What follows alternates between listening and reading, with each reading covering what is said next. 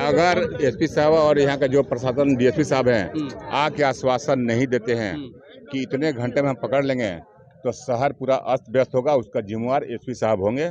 इसलिए कि एक हमारे जो अध्यक्ष हैं, जो झारखंड के अध्यक्ष हैं, उनका हत्या हुआ है और करीब करीब 5 घंटा होने जा रहा है। प्रशासन तक अभी तक कुछ मालूम नहीं चला। बॉडी उठाने के लिए 3 घंटा तक एम्बुलेंस नहीं पहुंच पाया, तो दुर्भाग्य है झारखंड सरकार का, यहाँ का प्रशासन का दुर्भाग्य है। तो 3 घंटा तक अभी तक एम्बुलेंस नहीं पहुंच पाया था वहाँ पे। और बोलते हैं कि लॉ एंड ऑर्डर बहुत अच्छा है। क्या लॉ एंड ऑर्डर अच्छा है? कुछ अच्छा नहीं है। अगर नहीं होगा तो हम लोग एमजीएम चौक को जाम किए हैं और जरूरत पड़ेगा तो पूरा झारखंड को जाम करेंगे। अब बता देंगे किसी क्षत्रिय पर हाथ डालना या हत्या करना क्या होता है, समझ में आएगा।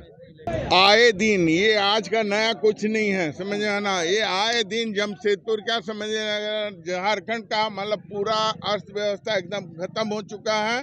डेली हम लोग पेपर सुबह उठते हैं, फला जगह मर्डर, इसका मर्डर, उसका मर्डर, ये क्या हो रहा है। और सबसे बड़ी बात है समझ आना कि ये मतलब करनी सेना के प्रदेश अध्यक्ष हैं। प्रदेश अध्यक्ष जब मतलब क्या कहता है, उन लोग का आप लोग रक्षा नहीं कर सक रहे हैं, राजनीति के लोग का रक्षा नहीं कर सक रहे हैं, तो आम आदमी कहाँ सुरक्षित है। तो सबसे बड़ी जो मर्डर हो रहा है, दोपहर को मर्डर हो रहा है, ये रात को 12 बजे पता चल रहा है करनी सेना के अध्यक्ष की हत्या हो गई है। डेली हम लोग सुन रहे हैं कहीं ना कहीं मानगो में कल यहाँ मर्डर हो रहा है, वहाँ मर्डर हो रहा है। मतलब अपराध एकदम चरम सीमा पर है और प्रशासन एकदम सुस्त और मतलब एकदम बेखौफ है। कोई बोलने वाला नहीं है, राम राज बनाए हुए हैं। मांग यही है समझ आना कि हम लोग को जितना जल्दी समझ आना, मतलब हम तो बोलेंगे 12 घंटा 24 घंटा के अंदर जो भी मर्डरर है उसको अरेस्ट किया जाए। नहीं पकड़ाया तो बेकार है। नहीं पकड़ाया समझ आना, हम लोग जमशेदपुर बंद का आह्वान करेंगे। अभी आप लोग रोड भी जाम किए? एकदम रोड जाम किए हैं। और जब तक एसपी साहब प्रशासनिक पदाधिकारी नहीं पहुंचेंगे, हम लोग को आश्वासन नहीं देंगे, तब तक ये रोड जाम नहीं खुलेगा। क्या कुछ घटना घटी है सर? ये क्या घटना की क्या जानकारी मिली है भाई? ये शाम में अभी हम लोगों को सूचना मिली, उसके परिवार के सदस्यों के द्वारा बताया गया कि वो विनय कुमार सिंह करके नाम का व्यक्ति है। वो सुबह में लगभग 11 साढ़े 11 बजे घर से निकला है और उसका कुछ पता नहीं चल रहा है। तो उन लोगों ने हम लोगों से लोकेशन के लिए रिक्वेस्ट किया था। हम लोगों ने लोकेशन उनका देखा तो उसका लोकेशन आया एमजीएम थाना क्षेत्र में बालीगुमा एक एरिया है, गाँव है। उसमें एक खेत है, उसी खेत में उसका हम लोग खोजते जब आए लोकेशन में तो उसका विनय कुमार का डेड बॉडी पाया गया है।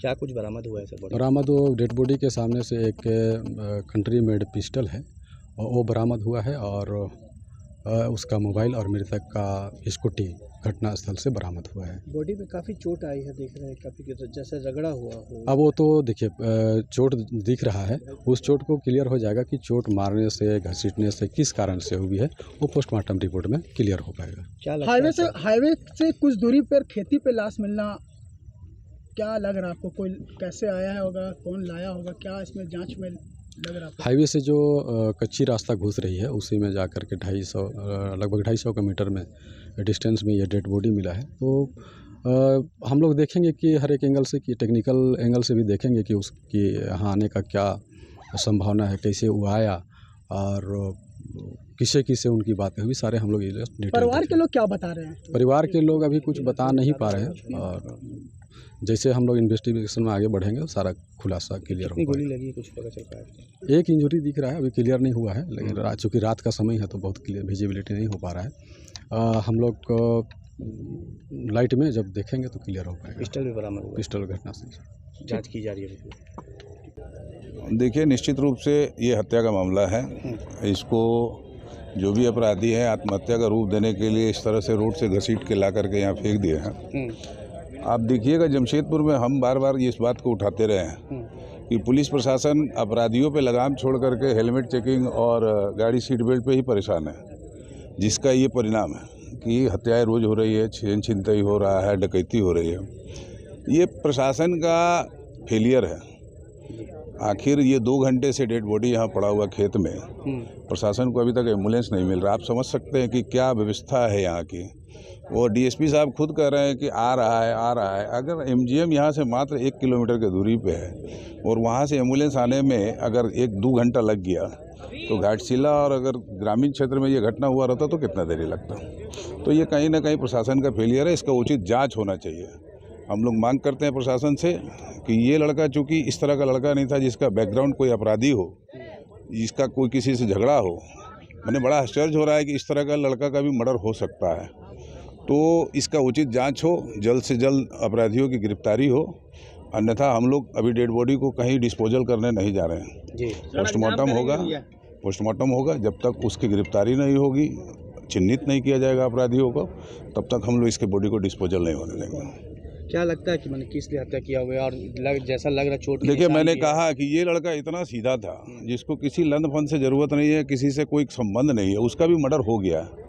तो ये बहुत गहराई से प्रशासन को जांच करना होगा कि रोड से 500-600 मीटर की दूरी पर खेत में ला करके बॉडी को जिस तरह से फेंक दिया गया है, और ये प्रतीत होता है कि उसके हाथ में जो पिस्टल दिया गया है, इसको आत्महत्या, हम जब पता किए तो कुछ लोग कहे कि इसको आत्महत्या का रूप दिया जा रहा है। ये लड़का आत्महत्या करने वाला भी नहीं है, इसकी हत्या हुई है और प्रशासन को इसको गंभीरता से जल्दी जांच करके गिरफ्तारी करनी चाहिए। ठीक। एक व्यक्ति की मृत्यु हुई है यहाँ पे। उसी के संदर्भ में यहाँ पे लोगों के द्वारा डिमना चौक को जाम किया गया।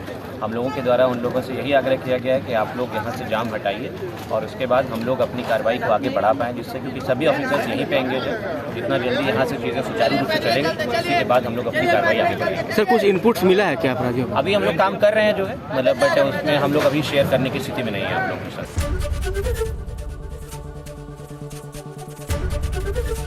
एबीपी गंगा, खबर आपकी, जुबान आपकी।